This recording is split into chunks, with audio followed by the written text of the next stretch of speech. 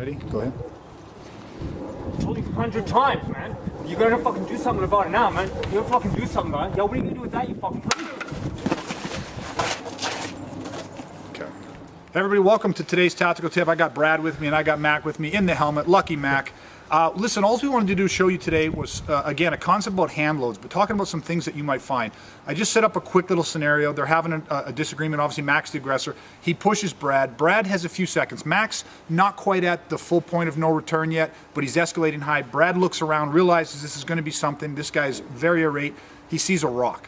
So when he picks the rock up, and then Mac looks at him and says, what are you going to do with that? Steps in closer. Brad uses it as a hand load, or what we actually consider to be a projectile weapon. For us, a projectile weapon is anything that you could throw at somebody or push at somebody. Okay, so I want to show you how he did it. If you grab something, now, Brad had a rock. I've got a bottle. But let's look what he did with the rock. Actually, let me show you in the bottle. It might be a little easier first. If I have the bottle in my hands, most people would say, you know, you're out, maybe you're having a drink, backyard party, bar, whatever it is. But if you had something in your hands, it could be your water bottle. Everyone carries around water bottles. But if you did this and you went to hit him in the face with it, one thing is eyebrows down, chin up, ears forward. You're aiming for the softer tissue, not the top of the head necessarily. Okay, we're trying to get more of a shock and awe campaign than really, you know, bonk the guy over the head and fracture his skull or anything like that, although at times might be necessary. I want to show you what we're doing. If you had this and people grabbed it and they have their fingers spread out and they hit someone in the face, the danger is, of course, of crushing your fingers in there. So what you want to do is a couple things. One, keep your fingers nice and tight. Okay, and Brad's going to show you in a second on the rock. Thumb gets tucked onto that side, fingers nice and tight, and what this does is it creates a nice cup, especially with something glass. So if you had even a plastic water bottles that might shatter.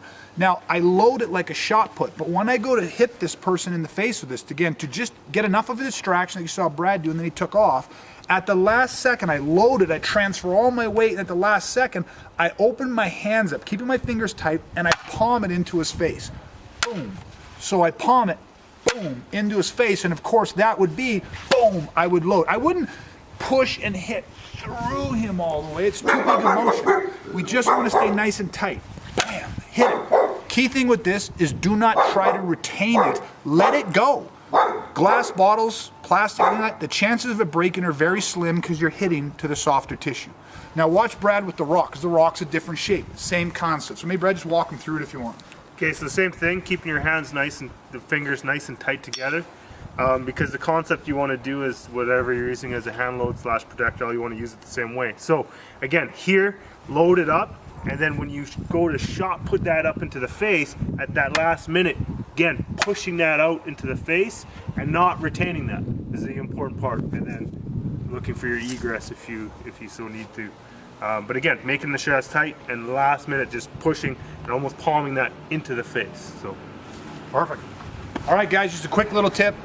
Whether it's a bottle, whether it's a car, whatever it is, you can use it as a hand load of what we consider to be a projectile weapon.